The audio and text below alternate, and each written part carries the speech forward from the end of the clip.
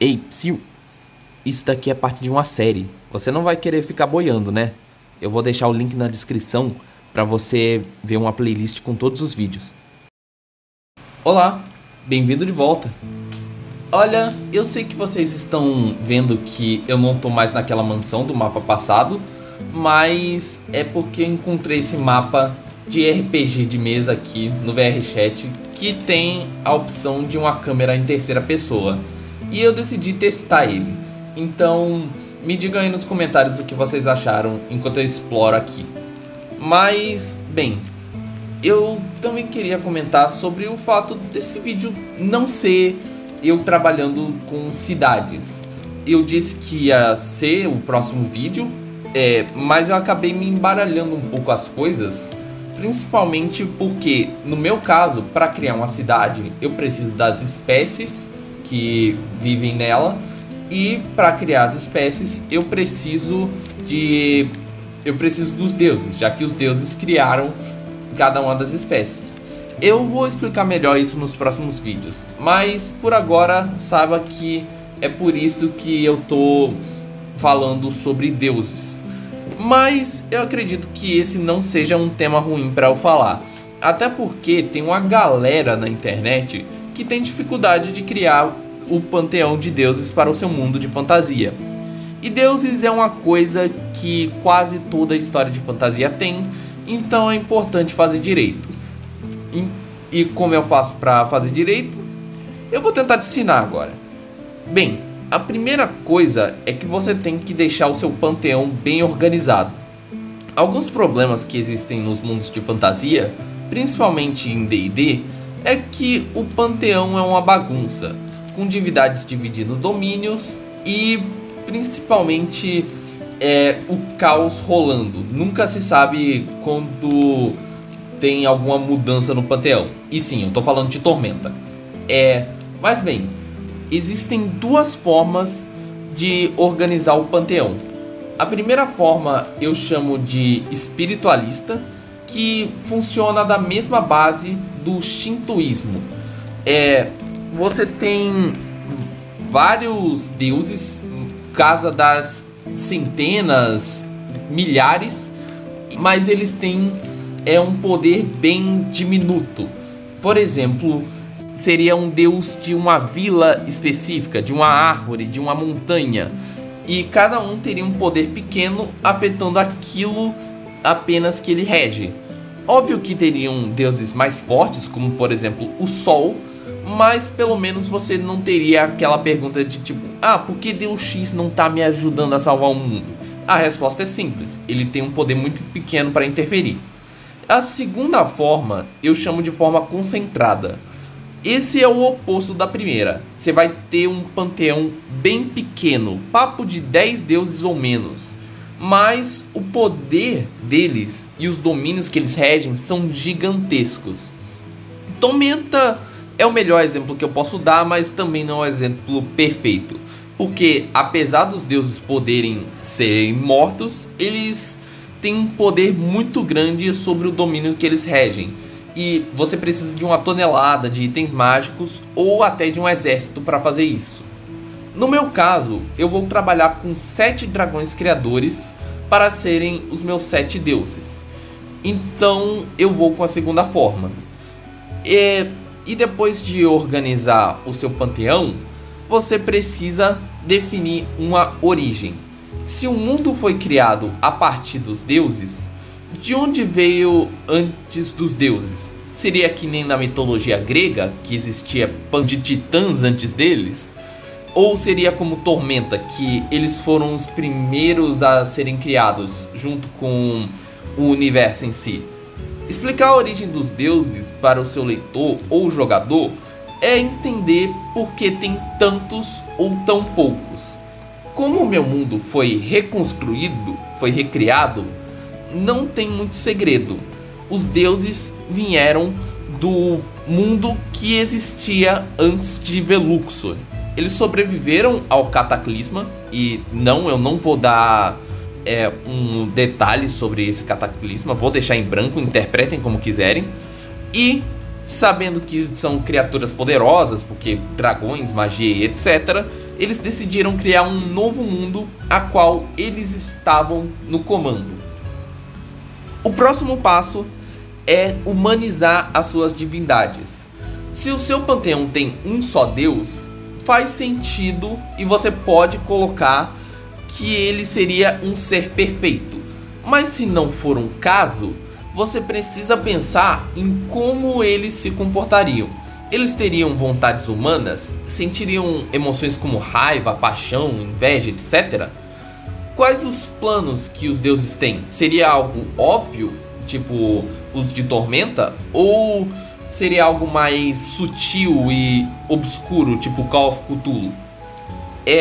Como os deuses do meu mundo são só dragões, eu vou dizer que eles têm um forte ego. E até porque que dragão não tem o ego inflado, né? Em qualquer história de fantasia. Mas, enfim, eles não criaram as raças por amor.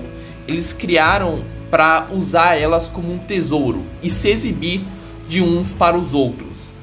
Em casos de clérigos, por exemplo, um dragão aceitaria uma raça diferente daquele que criou para poder reivindicar aquele como seu, não necessariamente por importar se ele tem livre-arbítrio. Eu percebi enquanto escrevi esse roteiro que isso é bem cara de Dark Fantasy, com até os deuses sendo criaturas meio cinzas, meio podres por dentro. E, bem, seria interessante escrever uma obra de Dark Fantasy. Vocês acham que eu poderia chegar com esse mundo a um nível de, sei lá, Berserk? Contem aí nos comentários. Mas, enfim, o próximo passo é a interação com os mortais. O contato com os mortais é algo frequente? É algo que, como em Tormenta, acontece, em que os deuses têm até avatares e outras coisas diferentes? Ou seria algo mais sutil, algo mais difícil de acontecer, como em Call of Cthulhu? No meu caso, o mundo, como ele está indo para um Dark Fantasy, seria interessante se os deuses tivessem pouquíssimo contato com os seus inferiores, com os mortais. Eles influenciam indiretamente com clérigos poderosos, como eu falei antes, mas ninguém nunca viu o rosto desses dragões, eles só imaginam como eles são. Se quiser algo mais explicado, eu posso dizer que é porque eles já estão se farpando uns aos outros. Então eles descerem para o plano físico poderia até causar um novo cataclisma que destruiria o mundo, e eles não querem isso. Então, a partir daqui, você vai criar algo mais focado e pegar cada deus individualmente e escrever o que ele representa. E no meu caso em específico, qual espécie ele criou e qual a filosofia que ele deu para a raça. Já que eles veem as raças como um tesouro, eles iriam criar as raças refletindo o que mais importa deles em um tesouro. Então, para cada deus, eu decidi criar um domínio específico. O primeiro domínio, ambição. O deus se chama Vilixiel e ele não coletava apenas ouro, mas sim títulos. Ele era chamado de rei, de mestre e soberano, e era isso que mais orgulhava ele. Então, a raça que ele criou seria aquela que iria se espalhar pelo mundo, sempre buscando o melhor e ter o maior título. O segundo domínio, eu escolhi beleza. Afrodite teria um tesouro composto por pedras preciosas multicoloridas. Esmeralda, topázio, granada, todas as cores que vocês podem imaginar tinha no tesouro dela. E era essa beleza das cores que a cativava, e ela desenvolveu a sua raça para ser a mais bela dentre os mortais. O terceiro é a resiliência. O deus da resiliência, Marcaros, só colecionava uma coisa: diamantes. a pedra mais rara e mais resistente do mundo. E então ele desenvolveu a sua raça para ser a mais fácil de resistir a qualquer tribulação. A número 4, eu escolhi a magia. Sekhmet colecionava itens mágicos e ostentava a magia das armas e armaduras. Então, a raça dela, que ela criou, teria herdado o seu poder mágico, sendo até aquela que descobriu a magia arcana, que eu vou trabalhar futuramente no vídeo de sistema de magia. O quinto domínio, trapaça. Ganzariel pegava toneladas de ouro, mas o que ele se importava mesmo era com as histórias por trás dele. Sua verdadeira coleção era de falcatruas, golpes, traições e roubos que ele tinha feito para colecionar aquela pilha de dinheiro. E nesse novo mundo, a sua raça representa toda a ardilosidade e esperteza que ele usou para controlar o seu tesouro. O sexto domínio, sabedoria. Helênia cultivava um tesouro histórico, feito de pergaminhos e de histórias passadas por boca a boca.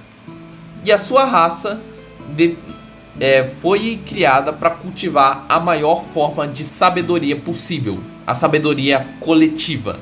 Então esperem uma raça com táticas de matilha, por assim dizer. E por fim, a força. Artilus tinha uma coleção viva, um exército feito dos maiores soldados que ele conseguiu conquistar. Então, a sua raça espelhava a força física e tudo que ela representava. E bem, isso é o panteão de Veluxor. No próximo vídeo, eu provavelmente vou mostrar as raças que esse panteão criou. Então, eu finalmente vou poder popular o mundo. E minha garganta tá até seca, vou confessar pra vocês. Mas eu vou encerrar o vídeo por aqui. Espero que vocês tenham gostado. Se curtiu, deixa o like, se inscreve no canal, me apoie na iniciativa T20 e até mais!